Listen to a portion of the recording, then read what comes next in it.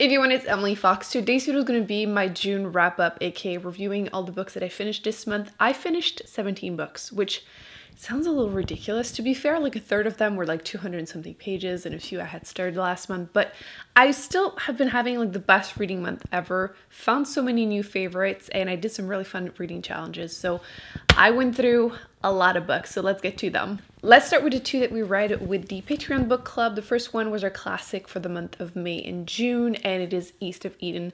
I was terrified of this book, yes, because it's chunky. It's officially the biggest book that I have read this year so far. But I had read the first chapter a couple years ago when I didn't know what to read, and I found it kind of slow paced, so I've just been extra terrified of it ever since. But turns out things pick up after like chapter 2. So like I had no reason to be this scared of this book. It's absolutely worth the hype. I feel like classics, sometimes you see a lot of people raving about it and like, is it really 5 stars? Yes, it is. Yes, it is. The writing, stunning, definitely still very current. I love the characters. It's a very character-driven story, especially following two generations of sets of brothers and the relationship with their father also, and I loved it. I loved Samuel. I love a good wholesome character, and I really love Lee too. Honestly, my only complaint about the book is that I'm not sure I like how things ended with Kate as a character, but overall, absolutely loved this, absolutely worth the hype. Loved it, do recommend it, don't be scared. The writing is amazing. I will be reading more by the author. The second book that we picked was a fantasy book, which I just posted a video reviewing my stats for the first half of the year. And for the first time ever, pretty much, fantasy is not my main genre. It is actually in 4th place. I have not been reading fantasy at all, so I'm glad that we picked this up together. It's a new release, adult fantasy, She Who Became the Sun.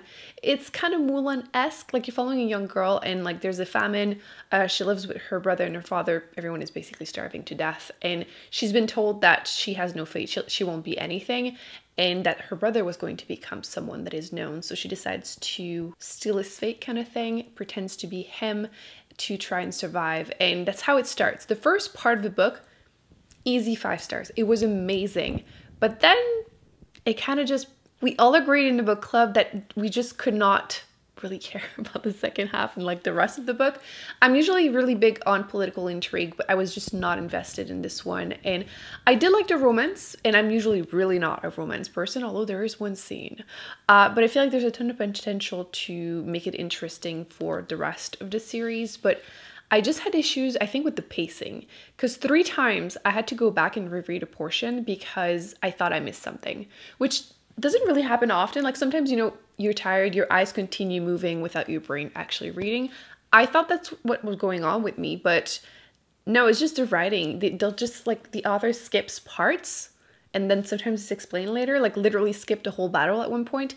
So I don't know, I just didn't care about the second half. So I'm gonna go with like a 3.5. It's probably the most 3.5 book ever, because I wasn't sure if I wanted to round it up, round it down.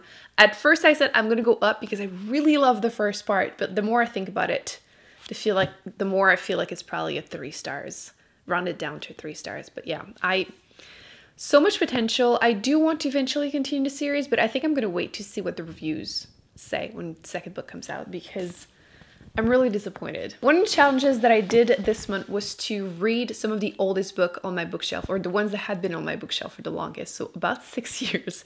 And I picked 2 books that had been on there forever, read them to see if they had been a waste of space on my shelf or not. So the first one I picked was The Knife of Never Letting Go by Patrick Ness. This is a YA sci-fi. It was a lot more sci-fi than I expected.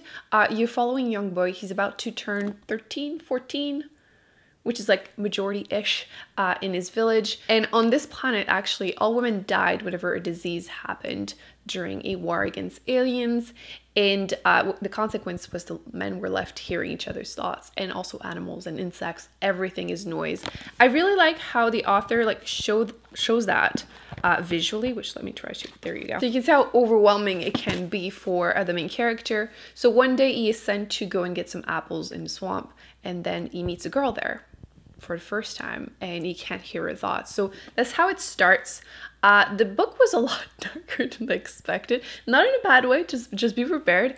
And there is a pet peeve of mine that happens in there, which I feel like brought the story way down for me, but it's a spoiler. I can let you in the comment section if you're interested. But yeah, it was I'm still mad about it, but I still overall enjoyed it. I wish my library had them as audiobooks, but they only have the ebooks. Eventually I will pick them up, but I'm not in a rush. I do know that a lot of people commented that it continues to improve with the rest of the trilogy, and I have enjoyed a lot of the work from this author, so eventually just not in a rush right now, so I'm gonna give it 3.5.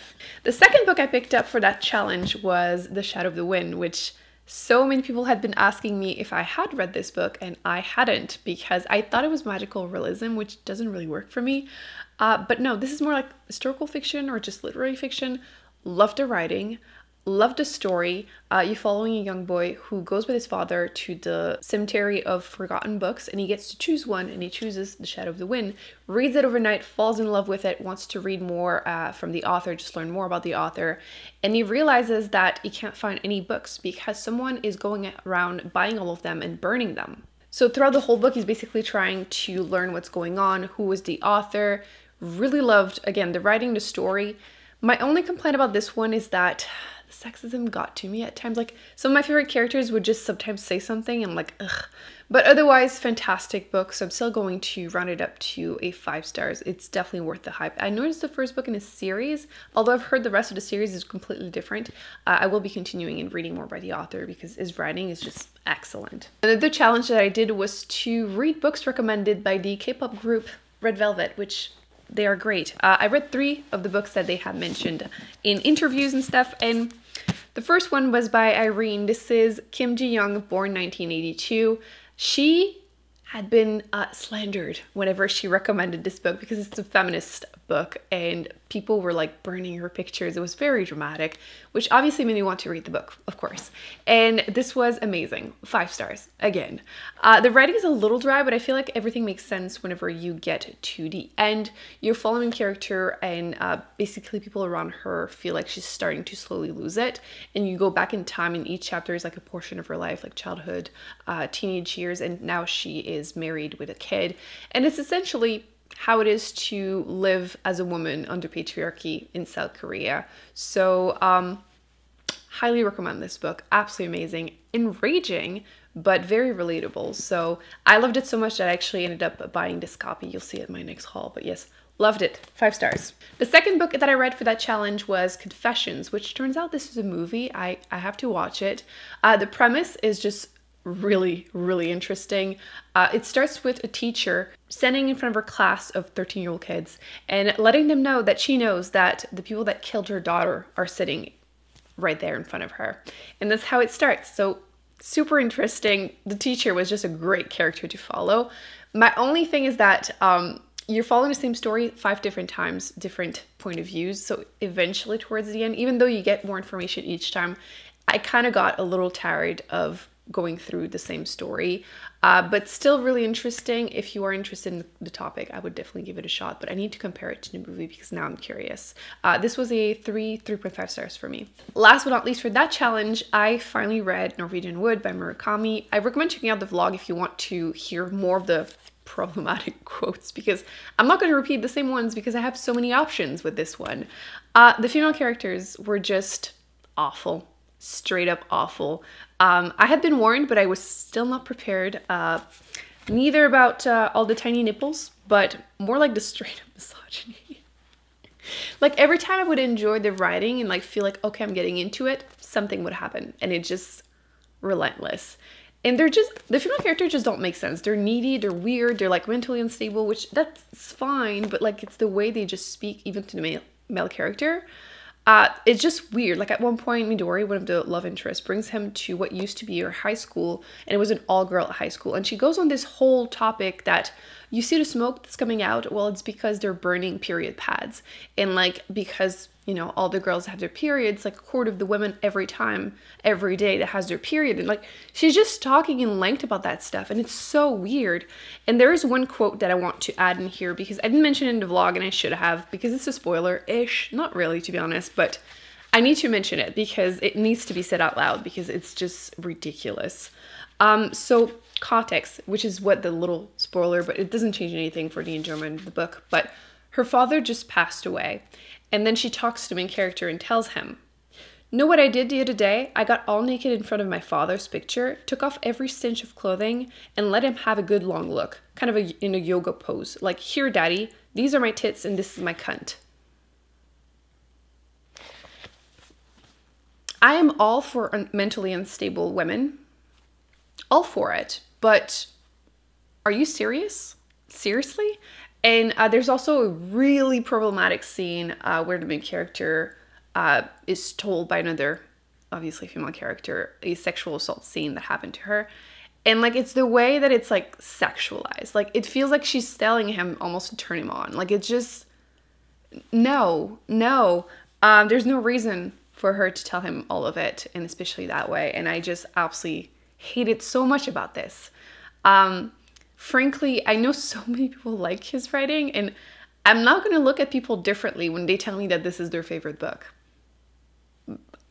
Really. So yeah, 2 stars because I'm being generous about the writing. Otherwise, never again. Never again.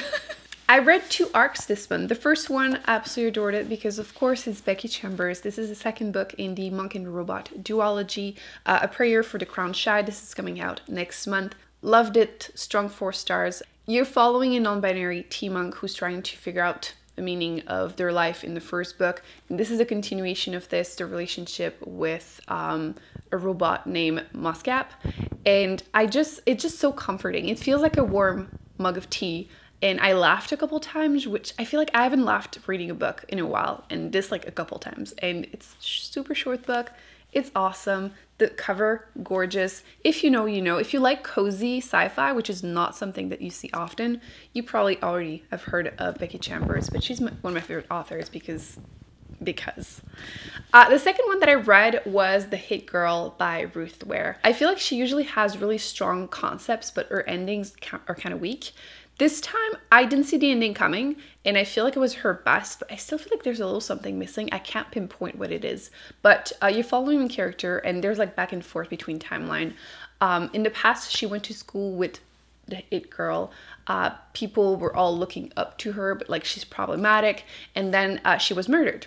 And then in the present time, she starts questioning if the right person went to prison for that crime, and that's how things go. Overall, really enjoyed it. I'm going to give it like a 3.5, 3.75. If you usually enjoy her work, you will most likely enjoy this one. I listened to a few audiobooks for nonfiction, and I found some great ones. First one is White Tears, Brown Scars. Absolutely recommend this book. If you enjoyed like hood feminism and you want to read more about intersectionality with feminism, you need to check that one out. Absolutely amazing. Next one was Unwell Women, which is about women being mistreated in healthcare really throughout history, which I think this is why is my favorite one because there's such a focus on history.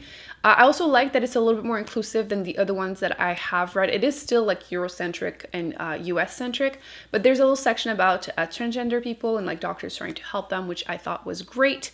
And it's just a fantastic, but again, very frustrating read. Again, easy 5 stars. The last one I listened to was Life on Our Planet. And quite frankly, I thought this was about climate change, and I realized it's kind of memoir-ish about the author, which I don't know who that is. I believe he's a presentator, for like documentaries in the UK, and I just didn't really care.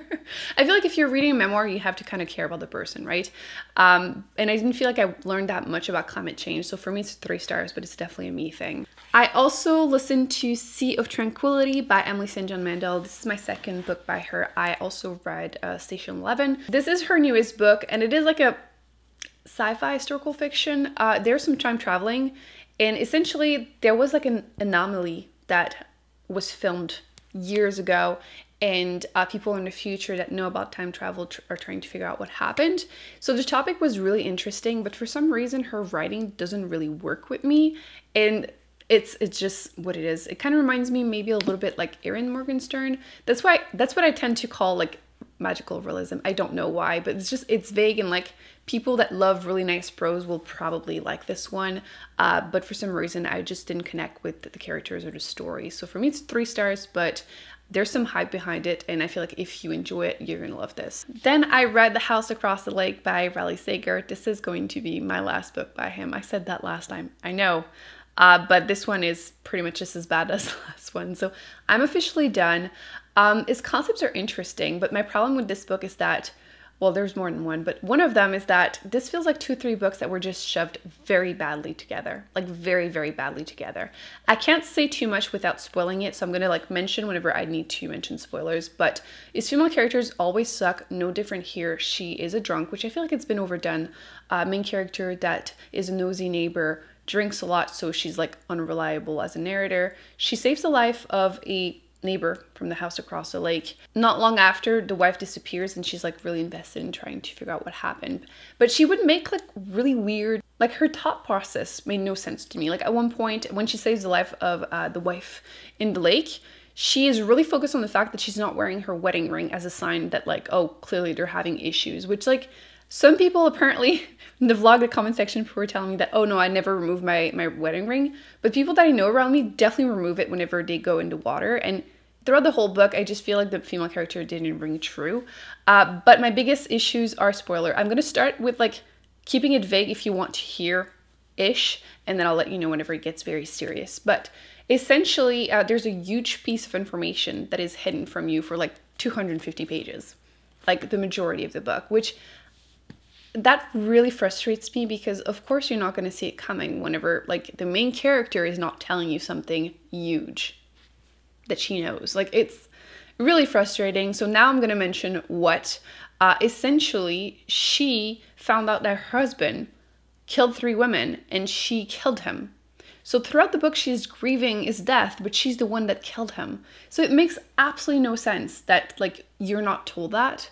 And like the book wouldn't make sense if you knew. So like, and then the author likes to play with the idea of like, is it paranormal? Is it people? Which I like that idea. However, this time, the wife is now possessed by the spirit of her husband that she killed.